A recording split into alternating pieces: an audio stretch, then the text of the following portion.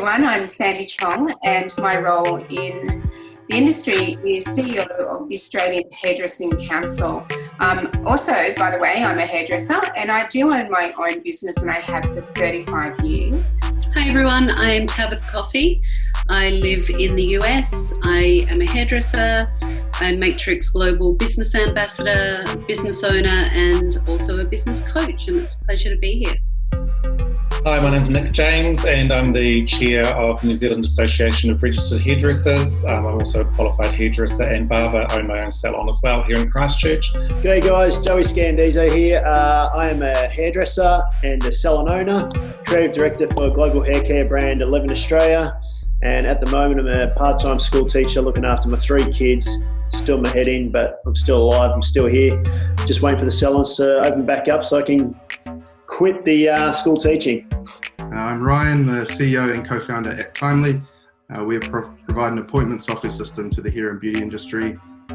We started the business about 10 years ago. I'm here today because I'm really interested in the future of the industry beyond this short-term difficult time that we're going through, thinking about the opportunities and some of the challenges that are ahead of us in the longer term. So looking at the kind of next 6, 12, 24 months and how we get ahead of the curve on some of those opportunities and challenges.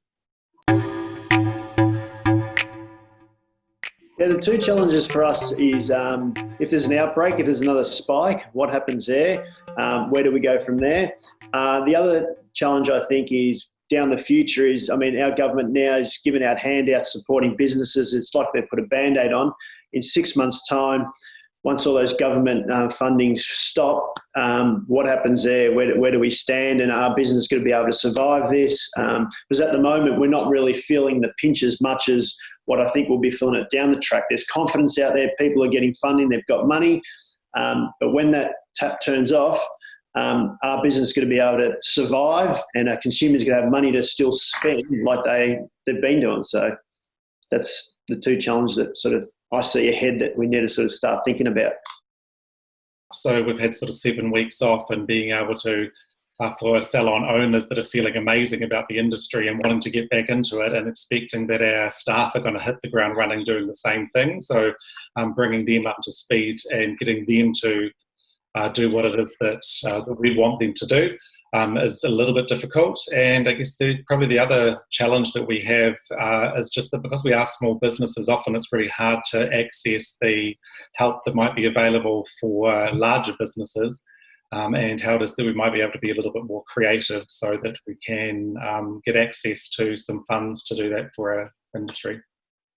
Probably our challenge at the moment is a lot of our salons are reopening. Good, up to 90% didn't close during the height of the pandemic. And so it's making sure that everyone understands their work health and safety obligations, making sure they've got their hygienic practices in place. The industry has some concerns about the mental health of our businesses. We have received a lot of fantastic report from the government, and probably the one sector of our industry that's really not been cooperative is our landlords. And so some have been amazing, but there is a good amount, especially the big guys, who have not been helpful or supportive at all of small business. There's a lot of uncertainty still in the industry. Everyone wants that date on when they can definitely open. And there's a mixture out there of some salons who are trading and are open, and others who are still in a waiting mode. So I think a lot of us are holding out for some certainty around what's next. And then I think there's the balance, right, of when the doors open, balancing the need to get business back and operating, but also the public health, the health and safety of our staff and our clients, making sure we walk that line carefully. The last thing we want is to be going in and out of states of being closed. We all saw how hard it was for business owners to close their doors. And the last thing we want to do is to be back in that place again. So those are certainly 2 big things on my mind at the moment. The first biggest challenge for me being in the US is, I totally agree with Ryan, there's uncertainty and a lot of our businesses are still closed and have been closed since some February, some beginning of March, and maybe closed until June or July for some states. The thing that concerns me a lot is there has been a lack of government support in the US for small businesses, especially within the hairdressing industry. This is now starting to create a lot of talk and industry numbers coming back that many small businesses, salons will close. That's not just going to affect the economy and affect the industry, it's also going to affect all the beauty school students that we have in the US and looking at hairdressing as a feasible job. Because the other thing that concerns me is a lot of hairdressers are talking about leaving the industry altogether. And that is a challenge moving forward. And also something that I feel if there was more support and structure around how we could take care of our own, they wouldn't be as inclined to leave.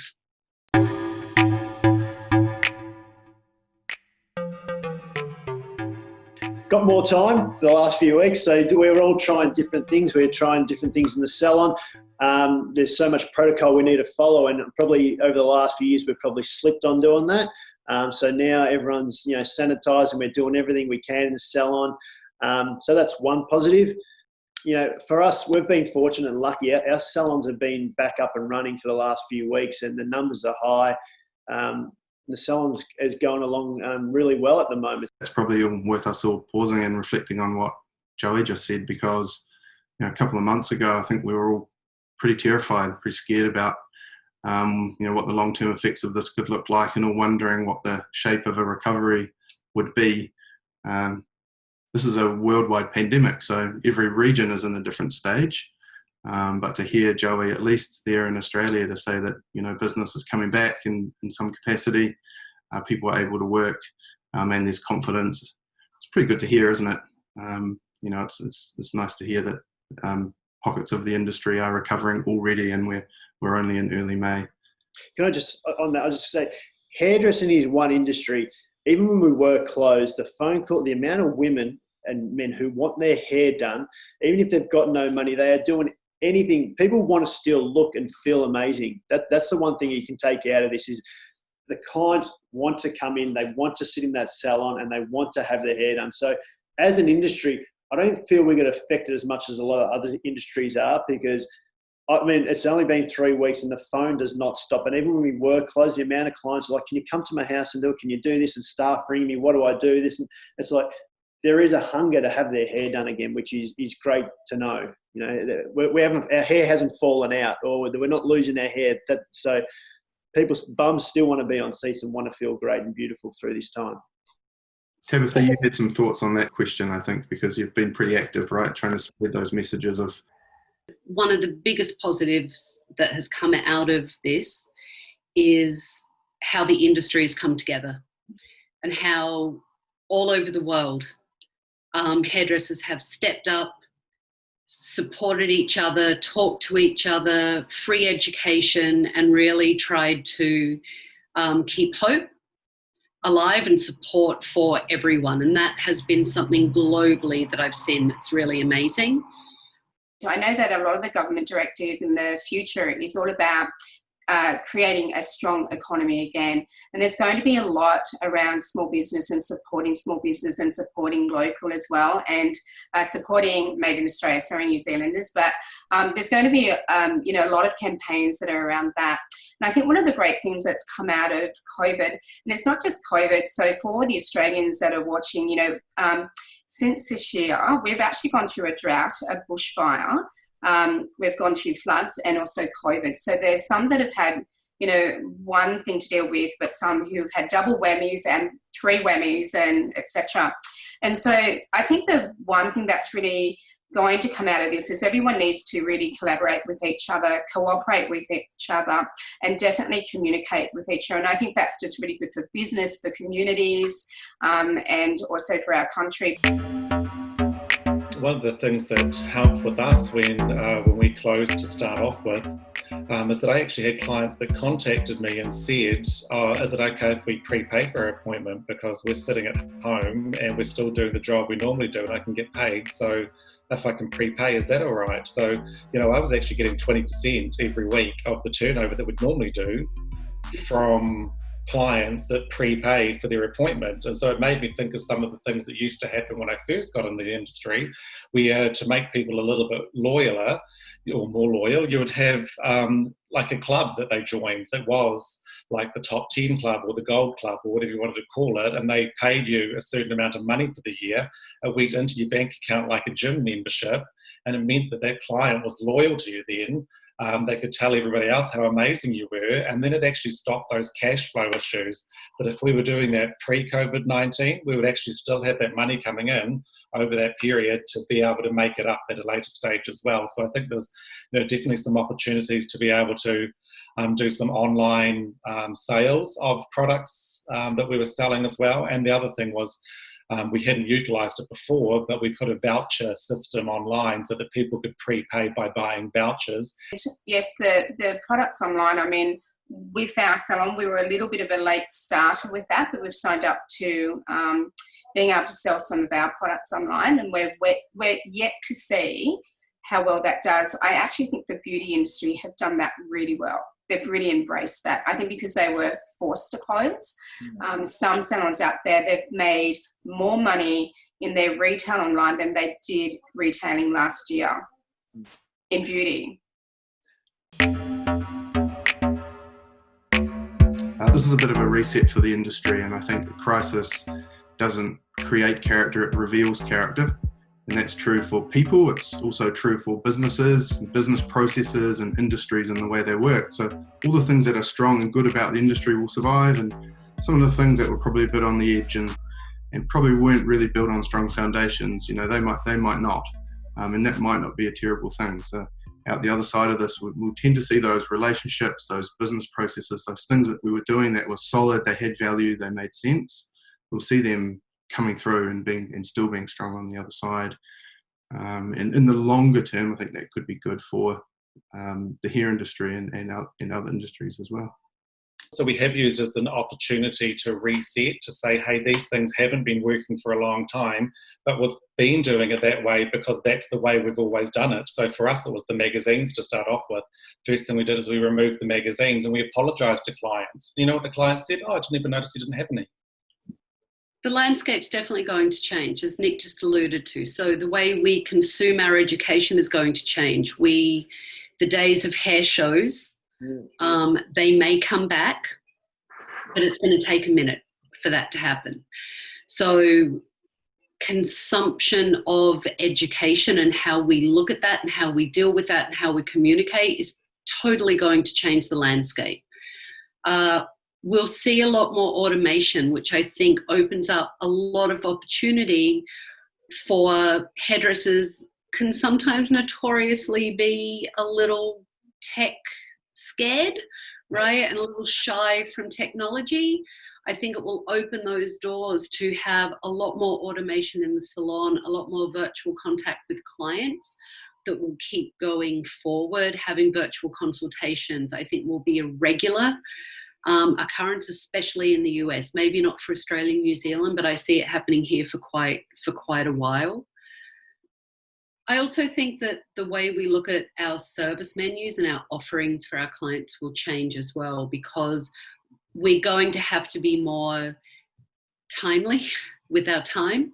We're going to have to actually watch our schedules. We're going to have to make sure that we don't double and triple book the way some stylists do and leave clients sitting there, because we're going to need to make sure that we keep social distancing, yet still creating this great experience for our clients. So I think we'll start to look at our services much differently and what our offerings are for clients and the time that we put into actually being behind the chair. I think Tabatha just said all for us. I mean, education, I'm traveling the globe probably 15 weeks of the year, so that's going to be at a complete stop for me. And to be honest, it's so much easier to be in your own house, educating and training, motivating. There's so many tutorials. I know a lot of our young guys, while they've been off, we've just been sending them links on different tutorials, how to learn and how to watch things. They're doing stuff from home now, so they're probably learning a whole lot more where they can just sit in their own environment and learn instead of having to drive or fly to another state to learn something. So that's a good thing, I think. But as in with clients, I think it's important we can't take it for granted. For the last, 10 years, they've just been flocking into our salons, and we take it for granted to keep a client, where now they have to really, it's probably times are going to get a bit tougher out there. It's going to be harder to get clients in your door. So now you need to service them the whole way through and making sure they are getting 100% and not just, like you're saying, it's so easy to squeeze in a client here, squeeze in a client there, and just try and get them all in, where now it's like, hang on, let's get the clients, let's give them our 100% attention, let's give them the whole 7 steps of, retailing, the whole lot, just give them everything they want and make them feel special walking out that door to get them back in the next time. So, they're the things that I think can sort of change, Again, it may not be as pertinent to Australian, New Zealand clients that are watching this, but I know people from the US will watch. I think one of the biggest things that will change in the US, and something that, God, I hope it changes, because I've been advocating for it for years, and it is the Australian in me, is our business practices here in the US sometimes aren't as set up and strong. So people don't look to have complete business plans. They don't know their P&L sheets. They don't save. A lot of hairdressers here, and I know this is everywhere, but a lot of hairdressers in the US are really living paycheck to paycheck. And that has been one of the biggest issues here. And I truly hope that the mentality shifts and people start to realize that it truly is a career. It truly is a profession. If you structure it as such and you structure it as a business, even if you're a sole proprietor, and make sure that you put money away, make sure that you do all the things you need to do as a CEO of a company, even if that company is just you, people will have a little bit of a cushion and, a slush fund for something that happens in a rainy day, because something always happens in a business and you need to prepare for it. I think that's the global problem. I think that one thing that that will happen in the future is that businesses will understand that they have to work smarter and not harder. And agreeing with Tabatha and Joey about being more business savvy, but having, because we can't do the nice offerings at the moment, we're not doing the magazines, coffee and tea in our salon is in paper cups. And we're a very sustainable salon we're using more things, and which means more things go into the garbage and things like that, which is sort of a bit of the downside. But I think that there are more costs to business. So for each client, because we're doing less clients, we have to be more productive. We have to make sure that we are talking to them about retail, that we are talking to them about their colour, and we're doing a full consultation, and that we're also making sure that they rebook. Because we will be forced to do less people to make sure that we comply with the social distancing and just being careful in the future. I think it's great that there's so much education that's available, and I think, I take my hat off to all the educators who have provided all the free education around the world. In fact, it's been amazing. But I think the chance here is for every business to step up, understand their business, but definitely in an unproductive industry, it's time to be productive. And that means every staff member understanding that they also need to work smart and not hard. I think in terms of changes to the industry post-COVID-19, I'm always skeptical of things that kind of come out of the blue, right? But you've all spoken about things that were important before that now feel like they're even more important. Those are the things that are most interesting to me. Joey before mentioned they were already doing hygiene stuff before, and that was important, but now it's been a real reminder that we need to take this stuff seriously. And from a technology perspective, there are a couple of things on my mind that are the same. So contactless payments. So we spoke about this 2 years ago, the last time we got around and spoke about the future of the industry.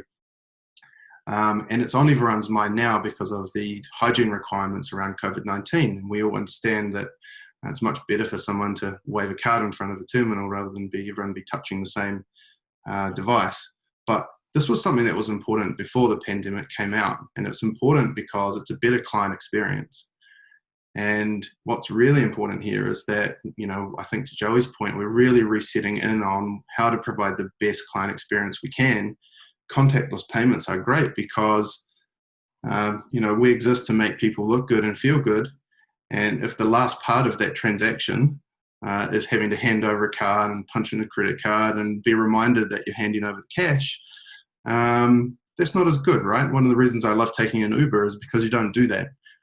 You get in, you have a chat, and you get out when you're at your destination. And so if we think about the client experience and we focus on that, it's both contactless payments and also rebookings. If we can think about removing them from, that sort of end of appointment process, then your staff can be focused on making the client experience delightful, asking how their treatment was, what have you got on for the rest of your day, the payment is taken care of, thank you, don't worry about that. So I think contactless payments and stored payments is something that's really important.